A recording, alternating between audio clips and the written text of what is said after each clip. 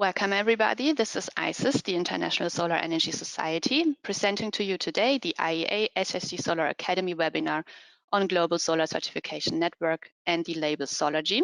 Please hold the line and we will begin shortly.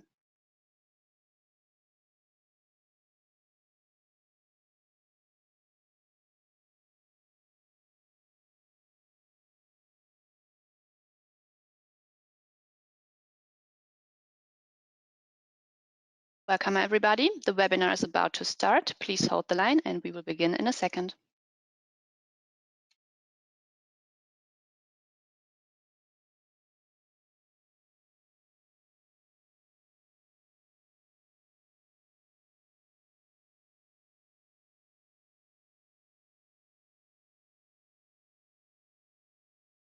All right, everybody, I think we are good to go. Welcome from ISIS, the International Solar Energy Society. And today we are giving to you the IEA SHC Solar Academy webinar on Global Solar Certification Network, GSCN, and the label SOLERGY. This is a webinar of the Solar Academy. First off, I want to give you a quick introduction into ISIS and the work we do, as we have quite a few people joining us on the call today. So ISIS, who are we? We are a UN-accredited membership NGO founded in 1954 and accredited since 1992. And we represent a diverse membership of academics, researchers, energy practitioners, consultants, students, businesses, and advocates. We have members in countries from all around the world, and those are individual and both corporate members. Our vision is 100% renewable energy for all, used efficiently and wisely. To assume this mission, we have quite a range of key activities, such as our biannual congresses, the ISIS Solar World Congress, which I'm going to speak on later, as well as the Eurosun, and the next one is coming up in 2024. We have two key publications, the Solar Energy Journal, which has been around since the 50s, and I think many of you will know. And then just recently in 2021, we added the Solar Energy Advances Journal, and this is our first fully open access journal. So that's quite a new endeavor for us. Obviously, we do webinars such as the one today, and we do about one webinar per month. We have education initiatives, both online and offline, when we do our conferences. We have infographics, and we also are working on a solar energy museum because we want to compile all those 50, 60 plus years of solar research. Now, before we get into the webinar for today, just a quick word on our Q&A session. The Q&A session will take place at the end of the webinar, so after we have heard all presentations. But for you, you can type in your questions anytime throughout the webinar. So as you hear the presentation, type in your questions in your chat box. So you can start already by submitting questions throughout the webinar. The only ask we have is that you keep your questions short and precise and write who the question is for so that our moderator can then assign the questions accordingly. And with that, on the topic of moderator, I'm very pleased to introduce our moderator for today, Bärbel Epp. Bärbel is the founder and managing director of the German consultancy SOLERGY, and she's responsible for the international newsletter on solarthermalworld.org, where she reports exclusively about market and technology trends in the solar heating and cooling sector globally. And for many years, Bärbel has now been the chapter author for the annual REN 21 Global Status Reports. And Bärbel is our key moderator for all the IEA SHC webinars, and I'm very pleased to share the stage with her again today. So Bärbel, the floor is yours. Yeah, thank you, Arabella, for the nice introduction. Welcome, everybody, to this first IEA Solar Heating and Cooling webinar that we have this year. I'm really looking forward to this collaboration this year because it's always very joyful to discuss the very many topics that the IEA Solar Heating and Cooling program offers us. So I will give you a short introduction into this program. It's an R&D program. It covers 19 member countries, the EC, the European Commission, and 8 international organizations. So on this map, all countries which are marked colored, you know, in orange, they are partner organizations. In red, they are direct members. from these countries, experts join together and they work on solar projects, solar research projects on a wide variety of topics. You list them here, like we have from neighborhood planning, solar process heat, solar cooling, solar energy buildings, compact thermal energy storages, solar district heating, solar hot water for 2030. Integrated lighting is a topic, and we have levelized LCA for solar heating and cooling technologies, which is the latest one that started.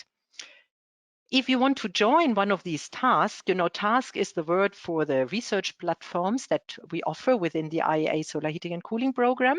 You can check first on the website whether your country is member or part of a member organization, so that your researchers or you yourself can take part in one of these research platforms. If you go further to the website and check for a particular task, then you learn about who chairs this task, and you can contact the task manager and see whether your interest or your expertise is of interest for the task, and you can join, take part in the task meetings, you can present your research work, you can learn from the others and share ideas. The Solar Academy is sort of the platform from this IEA Solar Heating and Cooling Program to share our knowledge with as many people as possible. Because the task is not only scientifically active, but we obviously develop training materials. You find a lot of fact sheets, databases of projects, databases of technologies, and we also have developed in the past a lot of tools, and all this is available on the website. The main activity for outreach are these regular webinars with ISIS. We have them 4 times a year. The next one I can already announce for June, it's 20 and 22nd. It will cover the topic of the developments in solar heating and cooling markets and industry. And our webinars are always divided in 2, like you have the live session as we have today, and we have on Thursday one which is better placed for the Asian participants in terms of their time zone, and you have a rebroadcasted webinar with a live Q&A. We have a YouTube channel where you find videos with experts and from Solar Academy webinars. And what is very important, you can also ask for on-site trainings. This is possible in IEA SHC member countries. And the past trainings were, for example, organized in the Caribbean, in China, South Africa, and the UK. Where to find more information? Obviously, our website, which is mentioned here. Under publications, you find all the recent publications, but also earlier ones, and they are searchable, so you can type in keywords. You can follow us on social media, and you can also contact the Secretariat if you have any additional questions. The flagship publication of IEA SHC is the Solar Heat Worldwide report. It's an 80-page study which is published once a year around May, June, always covering the market data of the previous year. It's available free of charge with the key findings and some slides and charts on the website, and highly recommended if you want to get an overview on what's happening on solar heating and cooling markets. And besides that, there is a solar update published twice a year, which is on 12 to 13 pages, highlighting some current activities from the tasks. So this was it about the presentation. Our today's topic for the webinar is Global Solar Certification Network and SOLERGY. So I welcome all our speakers for today. And the first presentation will be on a tandem one. We will have Dr. Harald Trück, supported by Marisol Oropesa, to give us an idea about the latest developments related to the Global Solar Certification Network. We have Harald Trück is head of the Research and Test Center for Solar Systems and head of R&D at the Institute for Building Energetics, Thermal Technology and Energy Storage at the University in Stuttgart in Germany. He is also chairman of the Global Solar Certification Network and as such very qualified for the speech he's holding today. And he chaired also the SolarKEYMARK network for many years, so he also has background on this.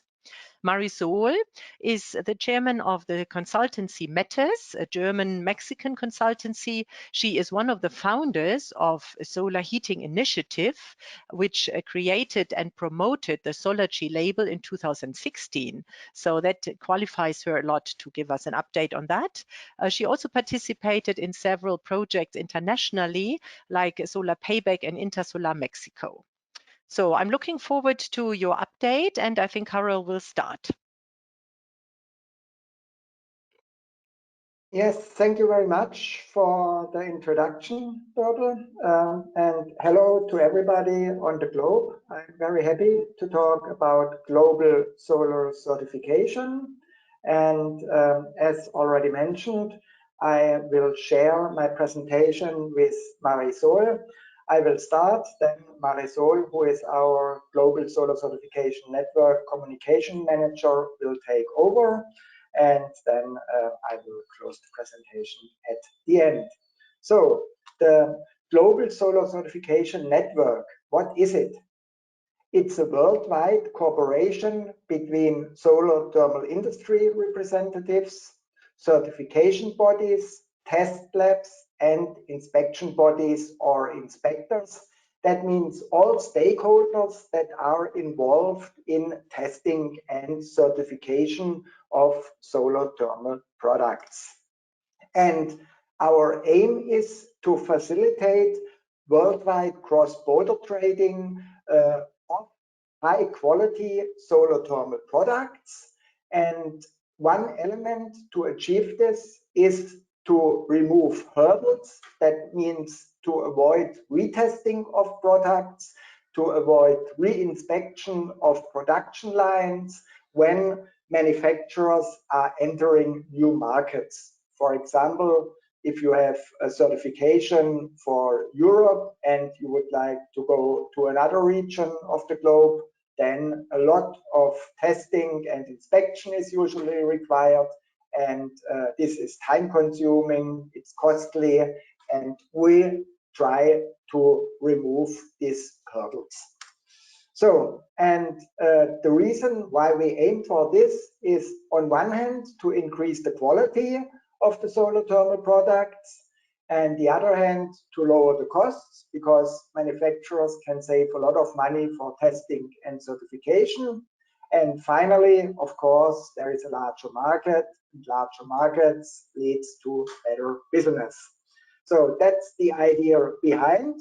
What is the method or the approach we are going to follow? It's that we use existing certification schemes. So that means we do not develop a new certification scheme.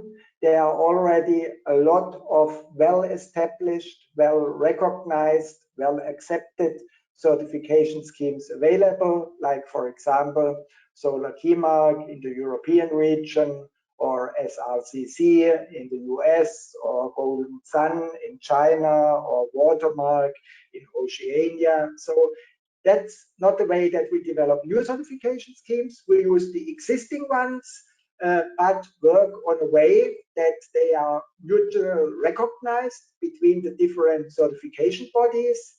And the same we are doing with the test reports and inspection reports. So, and this is the concept of the Global Solar Certification Network.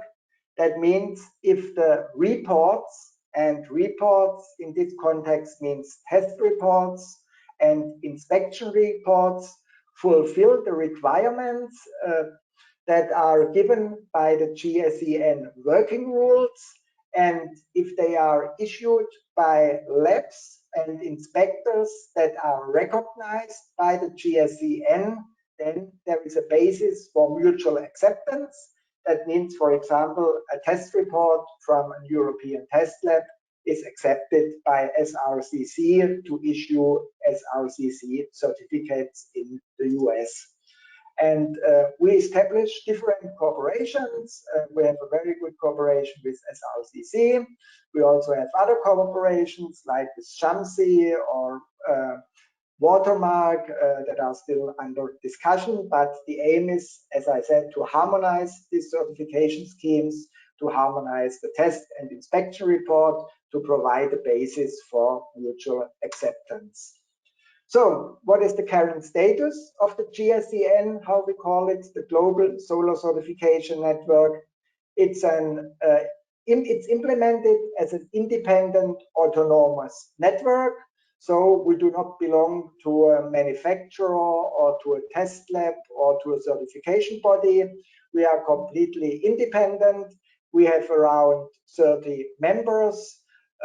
We also have some test labs and inspection bodies in the pipeline, because to become a member for industry, it's quite easy. You just have to end in the application and to pay the invoice.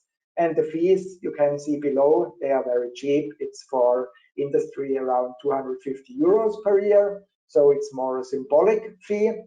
Yeah, but it's quite easy to become a member for industry. But as we are aiming on quality for test labs and certification bodies and inspection bodies, it's not that easy, because you have to fulfill a certain set of requirements, and these requirements are also checked by a quality assurance committee that is part of the network.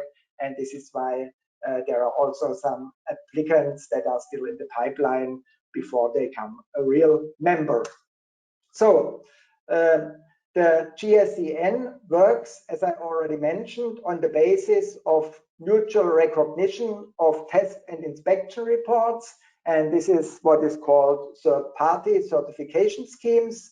It's based on initial type testing of the product and periodical surveillance testing.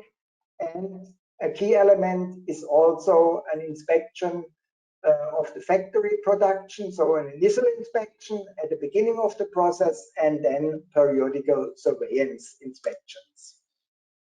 And what is also necessary is that all bodies that are relevant for the operation of the GSCN, that means the test labs, the certifiers, and the inspectors, have an accreditation, because, as I said, we aim at high quality standards. And with regard to collector testing, the tests have to be based on the latest version of the international standard ISO 9806 for collectors. And talking about the history, and this is why we are also part of this IEA and IEA's webinar and ISET's solar webinar initiative. So originally, the first start of the Global Solar Certification Network was based on 2 IEA tasks led by Jan-Erik Nielsen, one of the fathers of the SolarKEYMARk. Then he turned to the Global Solar Certification and led these 2 tasks, task 43, task 57, already more than 10 years back. And the latest development is that we teamed up with the Solar Heating Initiative in 2021. And so we thought it's good to unite for solar heat, because we all have the same ambition, the same goal to make solar heat great again. And this is why the GSCN and the Solar Heating Initiative teamed up. And so we can also provide you now on a common basis the SOLERGY label. And we work very close together. We have joint marketing activities. We have joint communication activities, like, for example, this webinar today. And having said this, I would like to give the presentation to Marisol, who will talk about the Solar Heating Initiative and the SOLERGY label.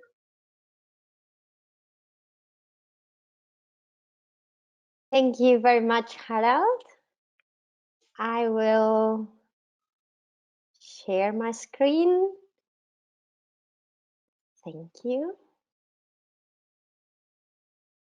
Now, perfect.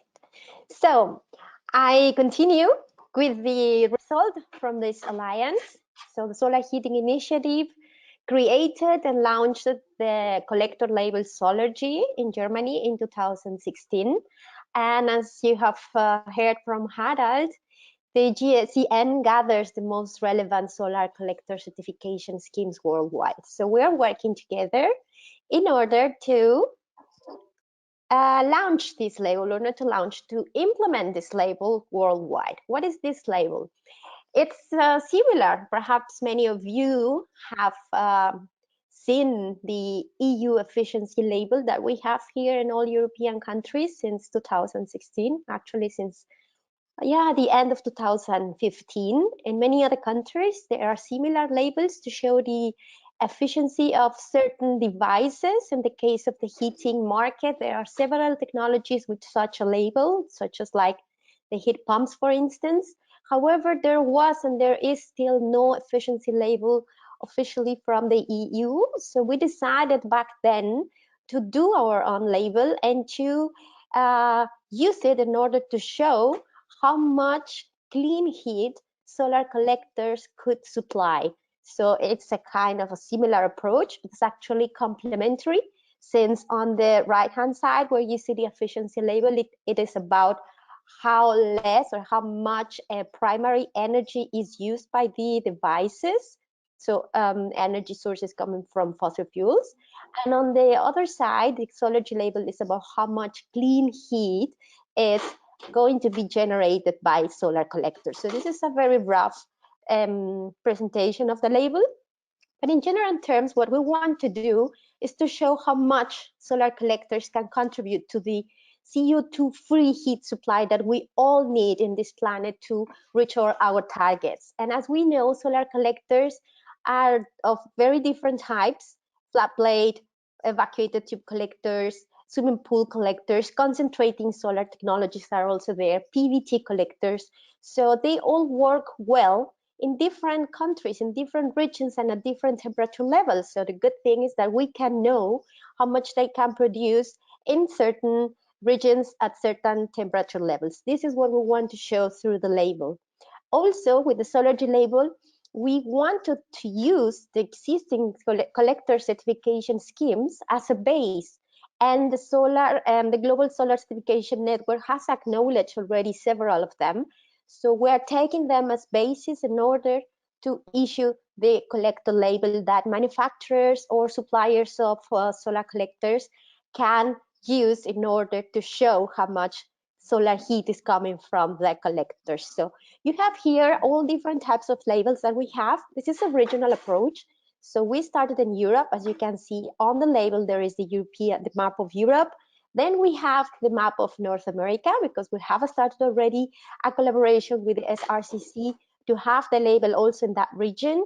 We will follow in Oceania and also in Asia. So we will be addressing this topic worldwide, and that's why we are collaborating with the GSCN. And the temperature levels, they also vary. Okay, so this is more or less a rough introduction of what we want to do globally, together with all the certification schemes acknowledged by the Global Solar Certification Network, so that we can visualize actually how much heat solar collectors can supply. So we have here different temperatures. For each region, there is a set of 6 labels. So you have different types of combinations for the collectors that you may want to show. And for instance, there is this opportunity for swimming pool collectors now, because we also have a label for low temperature, like for 25 degrees, which is basically the application for swimming pools. Then we also have a combined label where you can have 2 different types of temperatures, from 25 to 25 combined with 50, which is going more to the heat supply for hot water and heating in a building. And then you have more, much higher temperatures, which would be used, for instance, in the industry. So we have a label for different types of applications, not only in different types of regions, but also in different types of temperature ranges. And recently we launched also the label for PVT collectors, because as you may know, these type of collectors are gaining relevance, and it's important for us also to show what they can supply. So this is the label which is also considering the electrical output of our collectors. So we take the solar certification collector programs as basis. Then there is this registration done by the certification body, and in the end, manufacturers get the label. This is the most recent example of a company that applied for the collector label. This is a PVT collector. So you can have a look at that label on the internet at the website of INSERCO. This is a European company. And currently you can, or manufacturers can apply for the label in Europe. In very few time, you can also have access to the label in North America and Central America, thanks to the cooperation with this SRCC. And in the near future, we will also do that in other regions. Manufacturers with their own brand can apply for the label, but also OEM manufacturers, and of course also OEM customers, so companies which are buying collectors from other manufacturers. Here are the requirements. They are pretty easy as long as they have already a collector certificate acknowledged by the GSCN, which is most of the most commonly known, such as the SolarKEYMARK in Europe, a test report, and a membership of the GSCN. So we hope that many more companies join this club. And if you want to know more about the collector label and all what we do, these are some addresses and some accounts that you may want to follow. Thank you very much. So thank you very much, Marisol. This already leads us to the end of the presentation. So maybe you can give me back the screen so that I can show the last slide. Thank you very much. So, at the end, of course, we would like to motivate you to become a member of the GSCN. And why is it important and advantage for you to participate? If you represent industry, then of course, based on our global solar certification concept with this mutual acceptance of test reports and inspection reports, you can avoid a lot of retesting if you are selling your products in different regions of the globe. And furthermore, you can also save a lot of time and money if you would like to get the SOLERGY label. It's a very convenient way to go for both on one shot. So that's the reason why industry should become a member. Then with regard to certification bodies, it's also very good for them to become a member, because if they are a member of the Global Solar Certification Network, they can attract large international customers. So we have the biggest European collector manufacturer as a member. We have big Chinese collector manufacturers as member. So it's very advantageous for them to become a member. And also for test labs, there is the benefit that if they participate in the Global Solar Certification Network, then they have the chance to attract large international customers. And of course, as there are also a lot of international test labs involved, they can also benefit from this international experience exchange possibilities. And for inspectors or inspection bodies, it's in the same way that they also have access to international customers. So it's also beneficial for them to become a member of the GSCN. And usually we have 2 meetings a year, one via internet and the other one as a physical meeting. And our next meeting will take place on the 25th of October in Athens in Greece, a very nice place. And it will also be combined with other meetings like the SolarKEYMARK network meeting and standardization meetings. So I would like to encourage you to become a member. And then I hope to see you in Athens on the 25th of October. So thanks for listening, and Marisol, thanks for joining the presentation with me. Perfect. A very good insight and update on what's happening on this important issue of global certification and global labeling. Thank you very much, Harald and Marisol. Yeah, we go straight to the next speaker. We have already a lot of questions in our chat, but we will for sure address them all at the end. Yeah, Stefan Fischer, he is a dedicated expert on collector testing as well. He's a direct colleague of Harald Schröck at the IGTE at the University of Stuttgart, and his main focus is solar thermal collector technology and advanced solar thermal heating systems, as I said, with a special focus on testing and certification. And he will inform us today about current collector tests and upcoming changes. Please, Stefan, the floor is yours. Thank you very much. I just share my screen.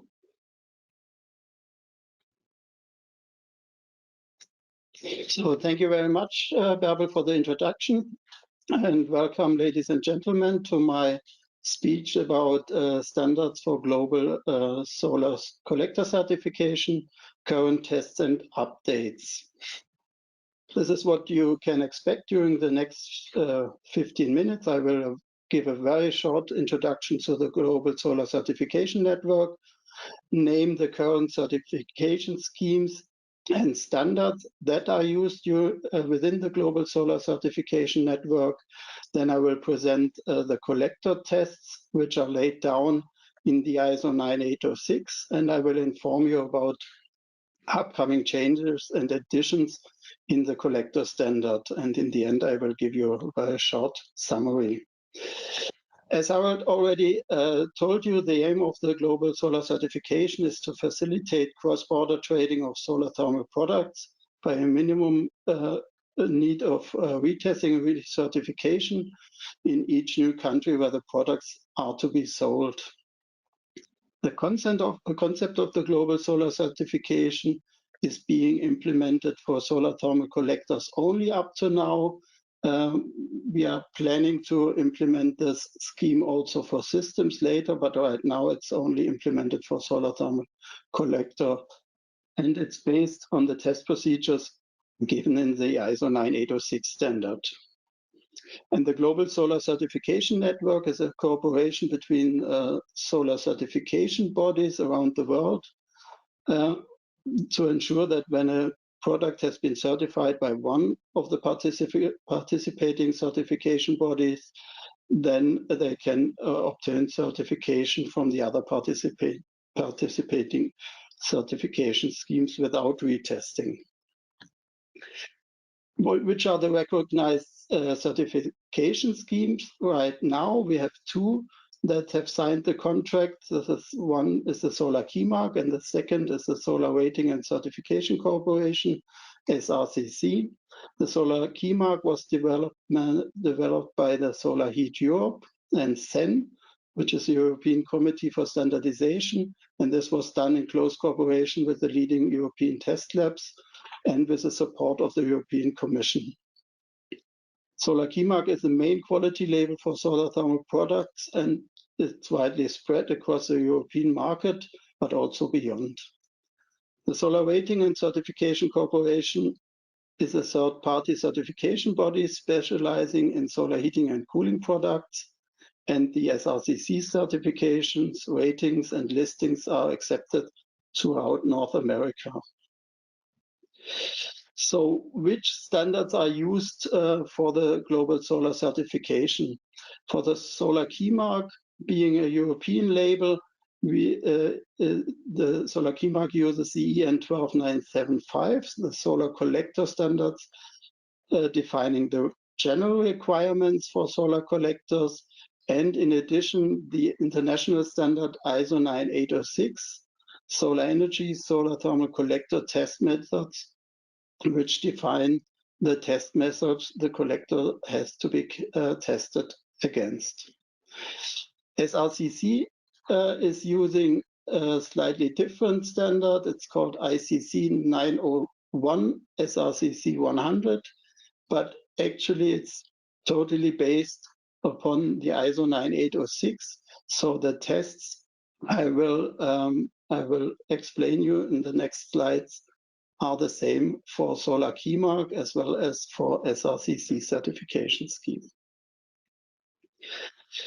The collector tests according to ISO 806 subdivide in two categories of tests, tests related to the thermal performance of the collector and tests related to the durability, reliability, and safety of the collector. The first tests will give us the collector parameters to calculate the yearly energy yields. This is important so we can calculate the SOLERGY label afterwards. And the second tests ensure that the collector fulfills the minimum requirements on durability, reliability, and safety. For the thermal performance, we basically have four tests. It's a thermal performance test to determine the power curve. Then we have the incident angle modifier tests for the beam and diffuse irradiance. We have the thermal capacity and the time constant and the pressure drop. The tests in brackets or listed in brackets are optional tests and are not required for certification. The thermal performance test gives us the power curve as it is shown here in the graph, and it describes the peak performance of the collector and the performance loss when with rising temperature difference between the mean temperature of the collector and the ambient temperature. These tests can be performed indoors or outdoors. The incident angle modifier test for beam and diffuse irradiation describes the thermal performance dependency on the angle of incidence of the solar radiation. And as you can see in this picture, with a rising angle of incidence, the incident angle modifier will drop down and also the thermal performance of the collector will get less. This test can only be performed in outdoor testing. The thermal capacity test is another test, and this enables us to calculate the collector power under transient conditions, which is very important for dynamic system simulation. This test is either done by calculation, then the thermal capacity is calculated from material data, or it can be derived from measurement data. And the pressure drop describes the pressure drop of the collector in dependency of the volume flow. The higher the volume flow, of course, the higher the pressure drop across the collector will get. Coming back to the durability, reliability, and safety tests, here we have a couple of tests. It's an exposure test. It's a determination of the standard stagnation temperature, which is important for safety issues. We have the thermal shock test internally and externally. We have mechanical load tests, positive and negative testing. We have a rain penetration test. We have an internal pressure test, and we have an impact resistance test. For the exposure test and the determination of the standard stagnation temperature, the collectors are put outside into the sun for at least 30-day exposure without any cooling of the collector. And to finish the test, we need at least 30 days, but we also need 32 hours at a irradiance larger than 1000 watt per square meter, and also irradiation sum of more than 600 megajoule per square meter to pass this test. After the test, the collector will be examined if there was any damage visible on the collector. The thermal shock test is done internally and externally, as said before. Here the collector is also put out into the sun at a very high irradiance level, and then it's flushed with hot water. The hot collector is flushed with cold water and from the inside, and the external thermal shock is spraying the hot collector with cold water from the outside. Again, after the test, the collector is examined to see if there's any damage was done to the collector. The mechanical load test, positive and negative, here the pressure, positive or negative, is applied to the complete collector construction to check the resistance of the casing and the transparent cover to wind and snow loads. rain penetration test. During the rain penetration test, the collectors is sprayed from all sides for 4 hours to detect any water ingress to the collector. Internal pressure test. During the internal pressure test, there 1.5 times the maximum operation pressure is applied to the circuit of the collector to check the collector for leakage. And last but not least, we have the impact resistance test. This is done mainly to check the collector if it's resistant against hail. And this is done using a steel ball or an ice ball to determine the impact resistance of the transparent cover. So all those tests are laid down in the ISO 9806. And currently, the ISO 9806 is within revision. The draft of the revision is expected by the end of the year, and the publication of the new ISO 9806 is expected during next year. And I just made a list of the major topics we are looking into during the revision of the standard. The first thing is that we want to introduce the so-called gross solar yield, which is also important for the SOLERGY label. And this is the sum of the gross thermal yield and the gross electrical yield. As you all know, we see more and more PVT collectors on the market, and to pay more attention to them and also to reflect them within the labels, we need to implement also the gross electric yield in the standard. Another important topic is related to life cycle analysis, repairability, and material use. This is not defined up to now within the standard, and we want to include at least an informative chapter within the revision of the ISO 9806. During the last revision, we included a slightly different model fitting for the so-called WIST collectors. WIST collectors are wind and infrared sensitive collectors, and we included the model for the thermal performance was changed, and this has to be discussed again, and probably this will be taken back so that we come back to the version we had in 2013. Also, we would like to review some of the durability tests. Some incident angle modifier topics need to be clarified. There are different models to model the incident angle modifier are used, and it's not really clear what is the best, or if you should go back to one model.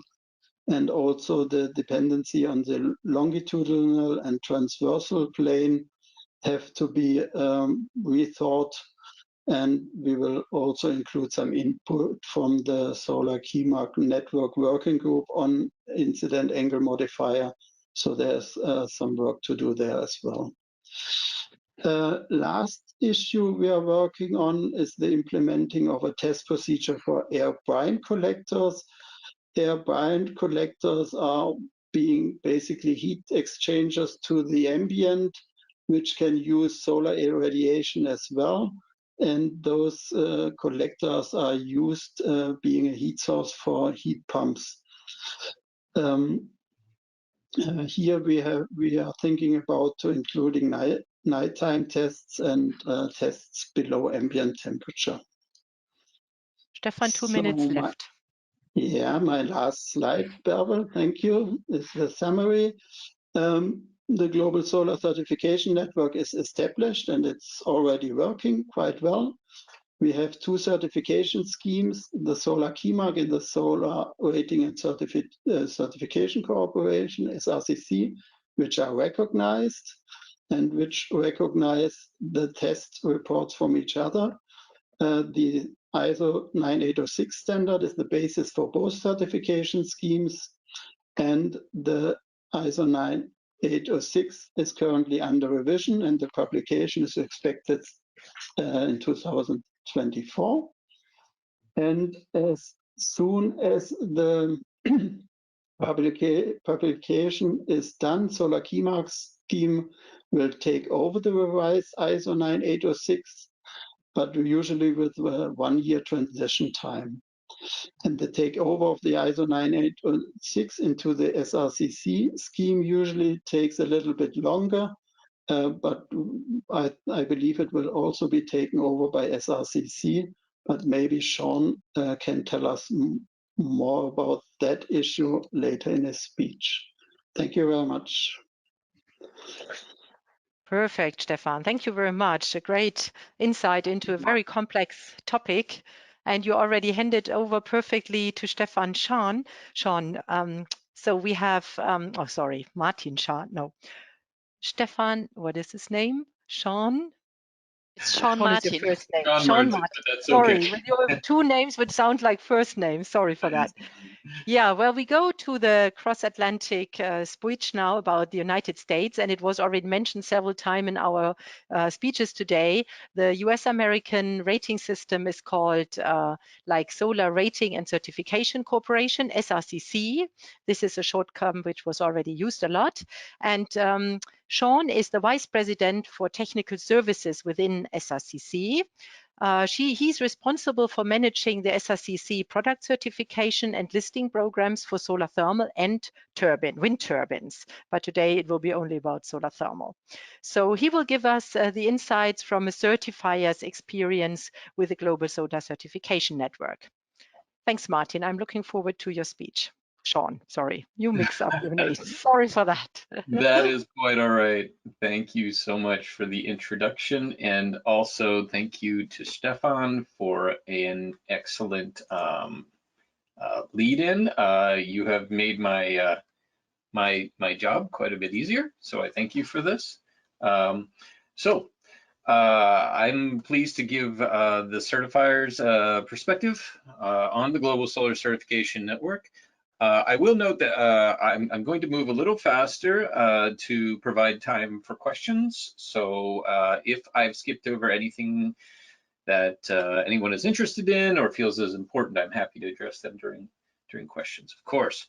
So I'm going to provide you with an extremely brief introduction to SRCC, what we as a certifier believe the role of the GSCN is, the promises and challenges associated with global collaboration, and what's next. So I will not go into any great depth here. Stefan was kind enough to provide a bit of an introduction to us. We are a not-for-profit organization certifying solar thermal systems since the 1980s in North America. We are accredited to ISO 17065 as our most certification bodies and organizations involved with the Global Solar Certification Network. We certify solar thermal collectors, solar thermal water heating systems, solar pool heating systems under programs known as OG 100, OG 300, and now OG 400. Nothing new there. We do publish reference standards, and Stefan was kind enough to touch on that. There's a fair degree of similarity in the way that we handle reference standards as the EU does. So our Standard 100 addresses solar thermal collectors and references ISO 9806. As he mentioned, we are looking forward to updating to the latest version. We operate under an ANSI consensus process to become an American national standard, so we have to go through an update process. We'll probably initiate that immediately after the latest version of the ISO 9806 standard is published, and get that going as quickly as we can. And we underwent a fairly extensive harmonization process in the last 2 cycles with SolarKEYMARK, so I think we can do that relatively quickly. And just a final note, our certifications are used for 2 things, both building codes showing safety and durability, and then also for rebate and incentive programs throughout North America. So with that, The challenges. Well, the challenges faced within our industry, I think these are well known among most everyone. I could be wrong, but we obviously have differing requirements in different regions for both certification, testing, inspection, labeling. Some of them are redundant, and that often causes a need for retesting and reevaluation, reinspection, anything that starts with the letters re. Inefficiencies result, cost, delays, and market confusion. This is what the GSCN is working against.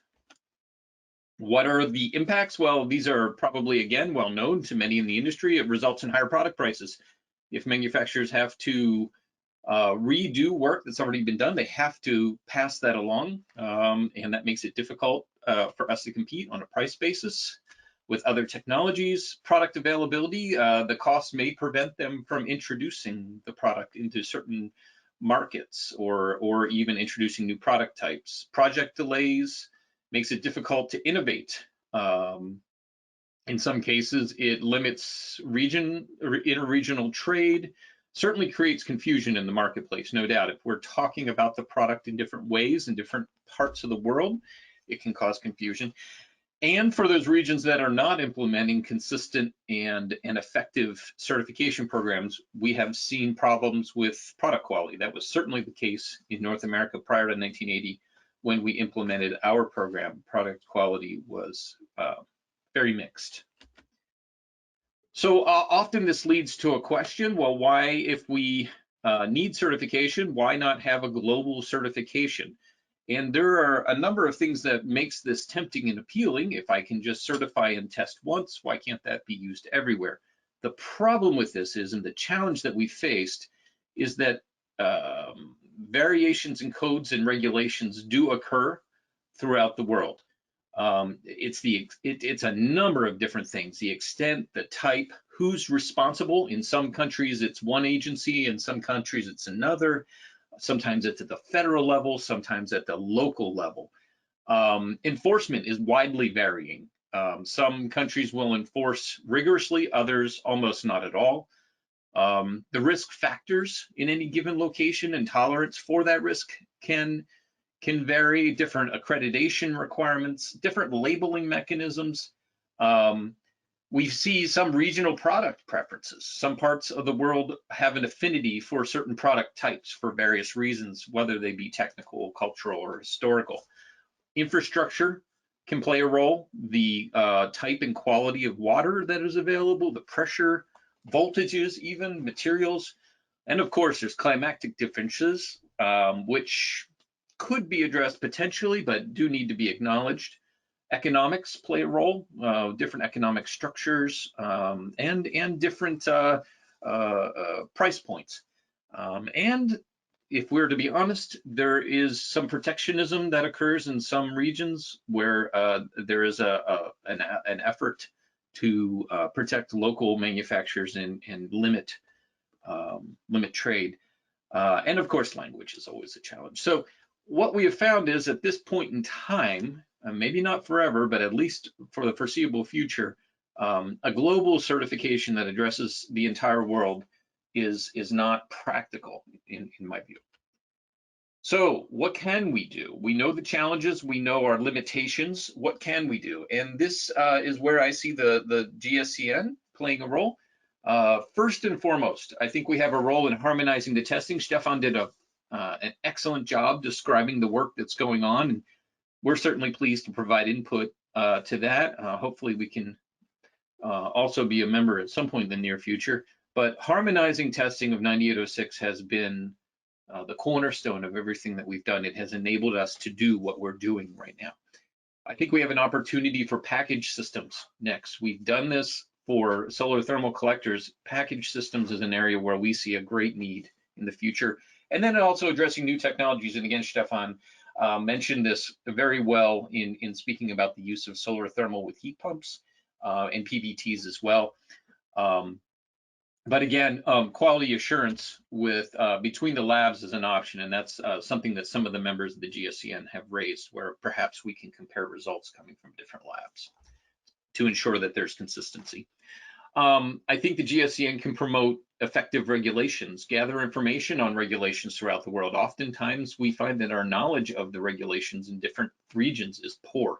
By working together, perhaps we can bring resources together better and encourage the use of harmonized standards. Inspections, I think, is an excellent area of collaboration that's been mentioned more than once. And I think we've talked about possibly developing consistent training, so we have high quality training available to build up a pool of very well qualified inspectors worldwide.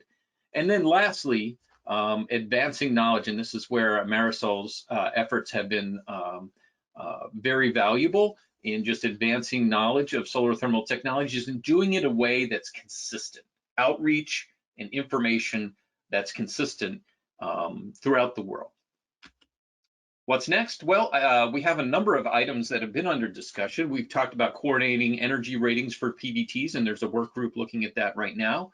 Obviously, there's the solar thermal promotion using the SOLERGY label. And I mentioned training and resources for global inspectors is an area that we've discussed, and there's a real need, and validation of test results between labs. For myself, I see opportunities in the future, again, looking at harmonization of testing and ratings for package systems, especially thermosiphons, real opportunity there to further reduce retesting. Compilation of global regulatory requirements, and among the most important is involving other regions that have not been represented. We would be very pleased to have representatives join us from a number of regions that have not, the UK, for example, South America, Asia, a number of regions within Asia. Again, there's a lot of promise, but we definitely have gaps in our involvement. And with this, I conclude. I think I'm at about the 10-minute mark. Here's my information, and of course, I'm very pleased to answer any questions. Excellent, Sean. Good overview from the United States, complementing what was said in Europe. So we have now our last speaker, which is another Harald. It's Harald Porschenik. He has the industry background, and he comes from Green One Tech, which is the largest collector manufacturer in Europe, and he's responsible for research and development, for product management and quality management. So he will give us the experiences being a collector manufacturer and using the GSCN. Harald, the floor is yours. So, thank you for the introduction. I have just to choose the right thing. Yes. So, yes, thank you for the nice introduction. And today I will give you a small overview. First of all, a couple of seconds about Green One Tech itself, and then how we are now actually participating in the GSCN and what are the really rough points which are interested for us. So Green One Tech, so it works. Green One Tech does its business in 3 business units. We are a collector manufacturer of standard solar thermal collectors from a size from 2 to 2.5 square meters, and there we are acting as an OEM collector manufacturer. And beside them, we are also have other products in our production systems, is like the thermosiphon systems and also some other warm water supporting systems. And last but not least, also we are active in the project business, where we are doing project business in district heating with special collectors with large surface of 13 square meters. So our production volume actually is more than 500,000 square meters. This was 22, and what you see, we have a quite high export quote. Therefore, we need a lot of certifications for our collectors to sell over the Austrian border. We are selling today in more than 100 countries over the world, and doing this, of course, with fully automatic machines.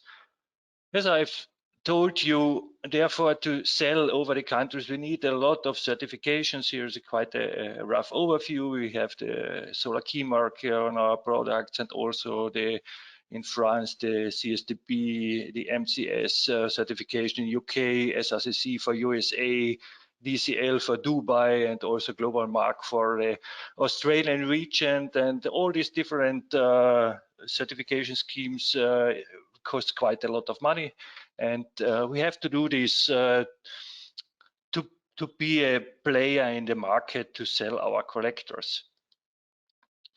So up to now, we have more than 60 certificates active, where we always have to do some inspections, also physical inspections will be done in our production facilities.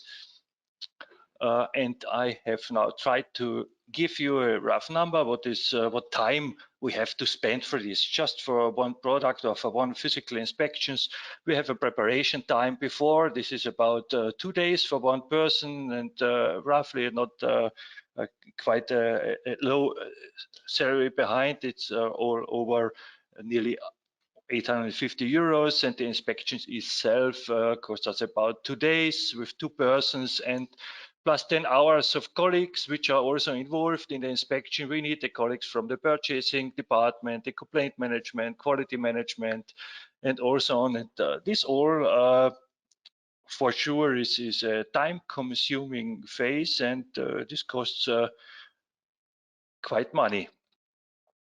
So the travel costs of the inspector is also part of it, and when you are speaking about the initial or repeat inspection, we have to spend about 10,000 euro for the performance and quality testing, which Stephen has told you about, which testing is required, plus the costs for the necessary production of these collectors. And on the next slide, I will give you then the summary of that.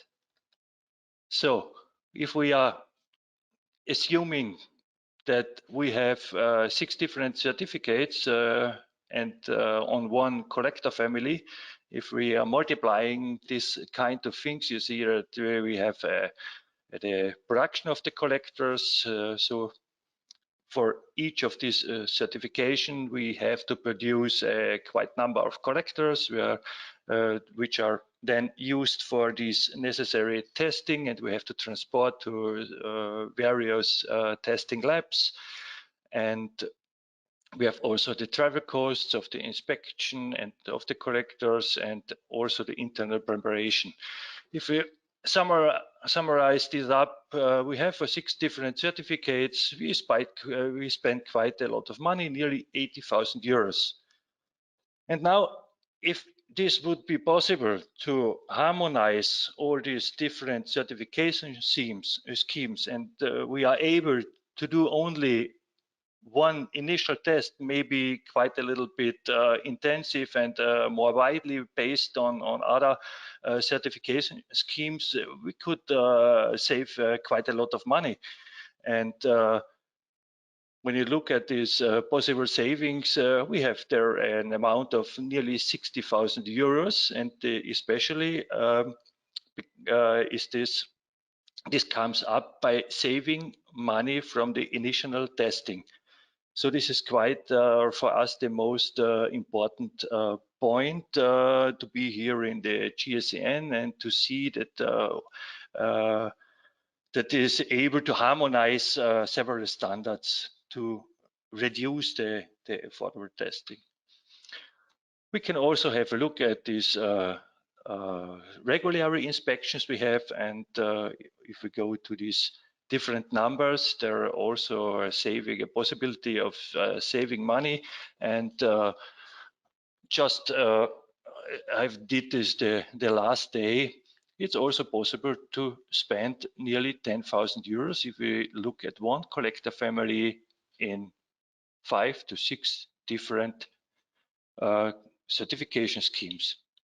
What is my conclusion? So we have a preliminary theoretical saving potential of 10,000 euros per certification schemes. of each new collector type family. If we can manage that, one common initial test would be enough for several certification schemes. This is the goal from industry. There it would be possible to spend the most, to save the most money. In case of periodic inspection, there is also a possibility to save money. It's also nearly 2,000 euros per certification schemes. SRCC, I have to say, is the best example how it could work. The cooperation now, it works really well, and from the point of view of us, of manufacturers. So we need much more such cooperation like SRCC, and we have the best people on board to do this. And for my opinion, it takes really a lot of time to find the right contact person and the willingness of all involved parties to change the existing certification rules, because every party has to move a little bit to find a common solution, and I think this would be the most work for the next years. So our wish is for sure that one initial testing at the beginning would be really great, because it maybe it could like we do with the patents. There's also the same. First we do a complete testing, and afterwards we can take the decision which certification schemes are needed, and this would be a really nice goal. Yes, and last but not least, the GSCN needs more industry partners. So all here in this webinar, all industry parties, feel free, and I would be very happy to welcome you next in one of our sessions. Thanks a lot for your attention. Thank you, Harald. A motivating speech for all which were still doubting that GSCN is a good one, a good thing for collector manufacturers. Yeah, so we reached the Q&A. Thanks to all the speakers for the great presentations. I think all my nice speakers can go back to the floor. And I will start with some questions regarding Harald's presentation, the first Harald, Harald Drück. We were asked, Harald, what is the difference between a test report and an inspection report? Yes, it's a very good question. What is the difference between a test report and the inspection report? The test report is issued for a product that is tested, typically in this context, a solar collector. And this test report reports about all the tests that were performed according to ISO 9806 and also the result of the test. An inspection report, on the other hand, is related to the production line of the collector, and there it's investigated if the production is organized in a way that reproducible quality can be expected, and it's also checked if the product that was produced initially is still the product that is produced today, maybe after 2 years and things like that. This is the difference. Okay, perfect. How about your plans to expand the global solar certification network to Africa, a very fragmented continent and market? Is it also dedicated to me, the question? Yes, yes. Yeah, Africa, I think, as you said, Africa is quite large and it's fragmented. And if we look at Northern Africa, then there we have the region where SHC certification is implemented, and several years back, the SHC certification, which is under the lead of RICRE, was originally developed by Jan-Erik Nielsen and myself. So we already designed it in a way that there are a lot of similarities to SolarKEYMARK certification. And so I think there is a good basis for mutual acceptance of certification schemes, of test reports, of inspection reports. But important is that SHC is still more growing. And what is also a critical point is that at present there are not that many labs that are accredited in the North African or in the Shamsi region. So we all together have to work on this aspect in the future. But yeah, there are close contacts, and also the chairwoman of Shamsi is a member of our board, so we are in close contact and close cooperation. Okay. Well, there was some disturbance about the labels which are called SAVIA and SolarKEYMARk, which seems to be air collector labels. Harald, is this part of Global Certification Network? Is it promoted by your network, or how about? No, at present it's not promoted because we have not established any contact with them. But of course, in principle, we are open to establish contacts, and then we will look at the certification schemes, at the testing requirements, and if we can reach a common basis, then of course we can promote it. But at present, it's not promoted so far. It's not promoted. And Sean, you have an attitude towards that, because it was said that this is more or less from a small group of companies. It's not an independent label. Do you cooperate with them in the US?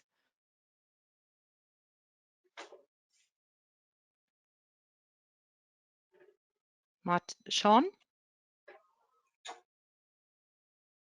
Oh, we cannot hear you. Ah, good. There we go. Thank you. Good. I couldn't unmute myself. Oh, well. So, yes, yeah. So SAWIA is, that I believe SAWIA was created in Canada prior to the expansion of ISO 9806 to include solar air heating collectors. So that was an industry organization that sprung up at that time. I don't believe that it's been active, and it is not an accredited certification scheme, from what I understand.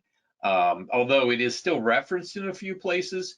Once ISO 9806 came along, it superseded what was in the CSA F378 standard that they previously utilized. Okay. Thanks for clarifying that. Sean, another question. As a manufacturer, if you hold a SolarKEYMARK certificate for a collector and join the GSCN and you enter the US American market, do you need another application, or how does it work? Good question. So yes, we would need an application. The good news is if you hold a SolarKEYMARK certification, your testing was conducted to ISO 9806. As long as it was done in recent memory. And in that case, we can usually utilize that test standard with no additional testing required. I say usually because there are cases for package systems, inseparable thermosiphons, for example. Stefan, you can feel free to weigh in on that if you wish, but that's when it's impossible to separate the collector from the rest of the system for testing purposes, then it does not fall under ISO 9806. It falls under ISO 9459-5. So then we may not be able to. We would indeed need an application because we need to review the system for compliance with US codes and standards as contained in our standard. And then from there, we're happy to proceed to certification, usually with no problem. So I hope this answers your question. Absolutely, yes. Marisol, I think we have participants who still want some clarification regarding what means actually A++, and A+++, you know. Can you clarify that a bit? Sure, for sure. So the SOLERGY label classifies the collectors according to the annual efficiency. And in the case of Europe, this data is taken from the corresponding SolarKEYMARK certificate data sheet. And we have 7 classes, analog actually to the EU efficiency label. That was like the goal to make similar label which follows more or less the same logic, but on the case of the SOLERGY label, we are showing how much energy is being produced, how much clean energy, clean heat is being produced. So actually the width of each class was made relative to the width of the class levels of the EU regulation of 2013 for heat generators, since they are also suitable for differentiating between different technology levels for solar collectors. So it is actually a concept that we presented in Brussels also for some officers from the European Commission in the very beginning to show if this would be a correct approach, and actually was welcome to show the clean energy output, which is like the other side of energy efficiency. Okay, very well explained. How about the costs to use the SOLERGY label? The cost, well, for Europe, I have the reference from DIN Circle, where you can apply, well, manufacturers or suppliers of collectors or solar systems can apply for the label if they have all the other certificates in place. It is actually not that costly. I have a number of around 500 euro for 2 collector types, if I'm not mistaken. So it's quite accessible because actually it's based on a previous certification available. So there are not so many extra costs. Okay. I think Can I this make a quick next point? Yeah, sure. On that, Marisol, that's it. Is that an annual cost? You might want to clarify if that's it's an annual repeatable cost. or... You're right. Not Yeah, it's I think it has to be renewed according to the validity of the KEYMARK certificate. So that means only every 4 years or something. Or how long are SolarKEYMARK certificates valid, Harald? SolarKEYMARK certificates, Stephen, please correct me if I'm wrong. I think they are valid for 5 plus 5 years. They are valid for 5 years and can be renewed once for another 5 years, and after 10 years, the retesting is required. Okay, good that we have all these experts on the floor. Excellent. Stefan, we continue with you. How about plans to adapt the certification to CSP technologies, concentrating collector technologies? Actually, this is already in place. The standard allows for testing of CSP collectors, and also the certification scheme allows for the certification of those collectors. Nevertheless, we face some problems for testing the collectors, because usually the collectors are quite large, some 10 or maybe almost 100 square meter in area, and on typical test rigs of the accredited test labs, it's not possible to perform the thermal performance tests. But the standard allows for in situ testing. This means that we can go into the field where in an installation and do the testing there.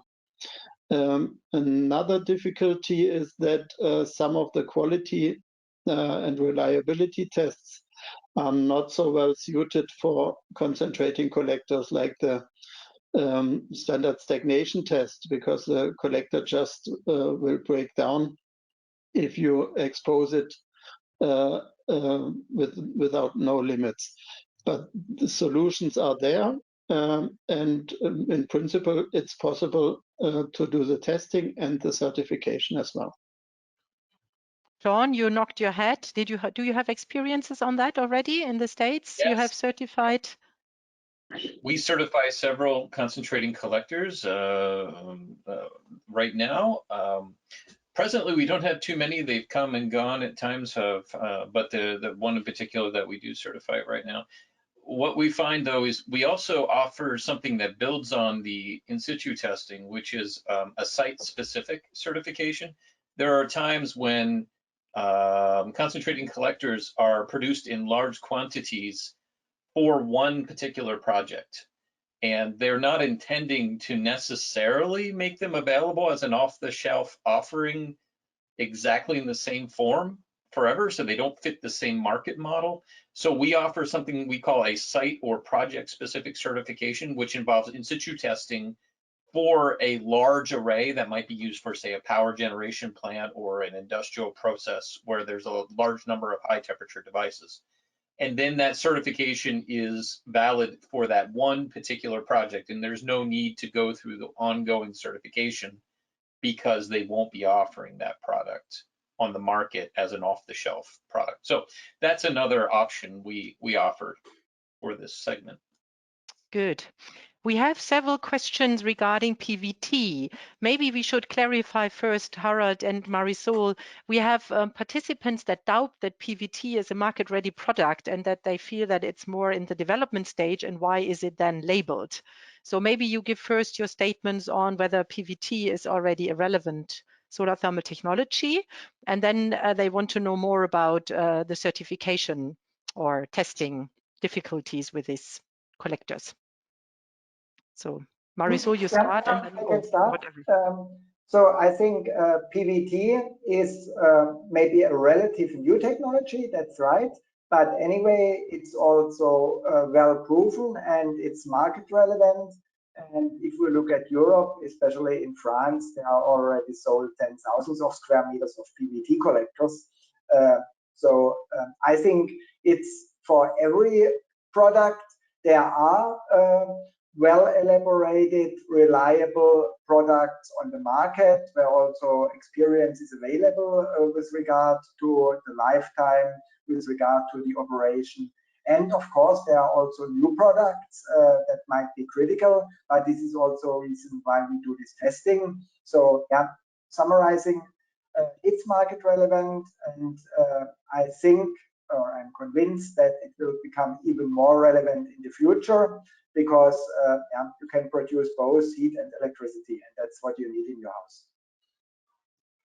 Okay. Yeah, and I would just like to add that I think all solar heating and cooling technologies are relevant because they are all decarbonizing and contributing actually to reach the carbon emission goals.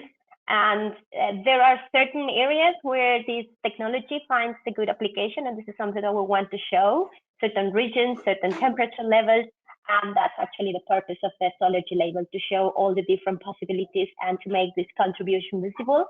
Besides, we have now learned that it's a good combination, what makes the difference, a good combination of all different types of renewable heating and cooling sources. So here we combine solar collectors with other technologies. It's important also to know what's their output and their contribution. So that's why we decided also to have a label that shows the electrical and thermal output of this type of technologies. So and of course, more should come, like more other, like there are other types, like air collectors, concentrating collectors. We know that there are many other technologies, so we are working on all that. There is a lot of homework that we still have.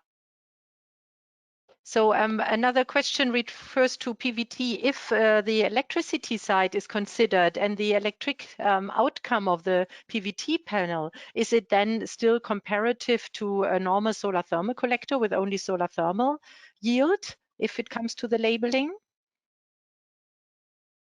Marisol or Harald? Well, yes, it's more we have labeling issue.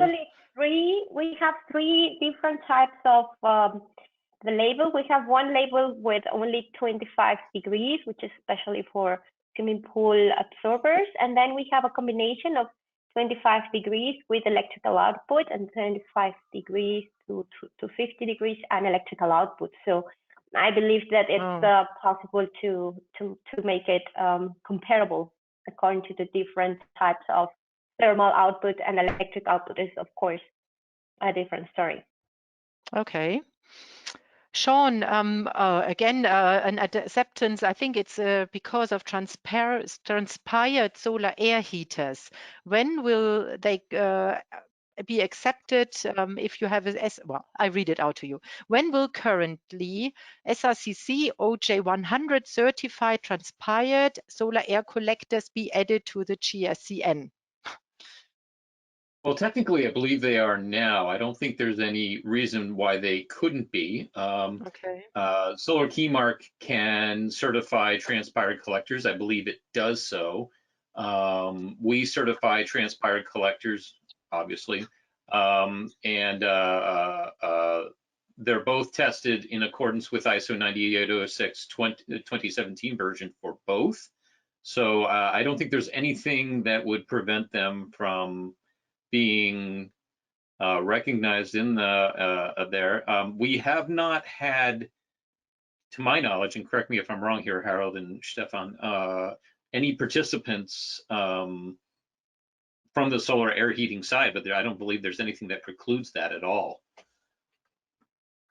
I know solar air collectors, transparent ones, which are like profiled ones, which are SolarKEYMARK listed from Trigo and others. I know of one in particular that's listed to both KEYMARK and SRCC. So it's possible.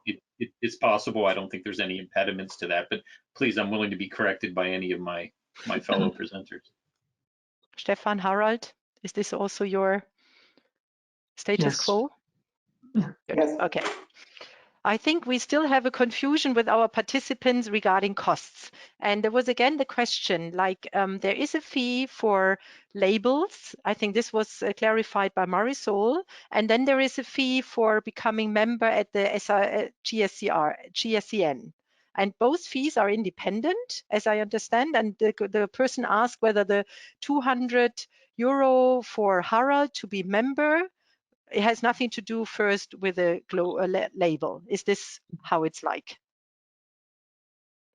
In principle, it is that it is separately. And by the way, the 200 euros are not for myself; they are for the GSCN. But anyway,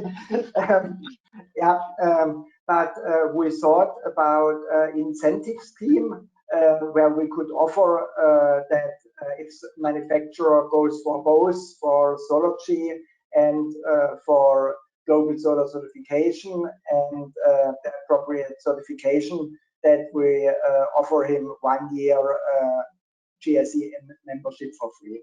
This is what was discussed. They're combined offers. Yeah, so yeah. To make it more attractive.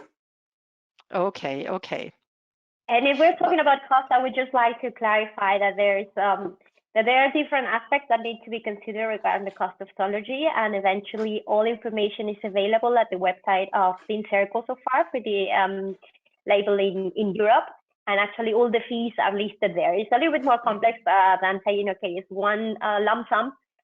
In fact, there are renovations according to the certificate and so on, but actually also there is an annual fee which is paid from the year following the award of the registration. So I will also like to invite you to have a look at the fees which are available online. Good, excellent. So one last question also regarding costs again. Harald, if you are a member of GSCN, so you get any reductions for the certification process, or this is independent?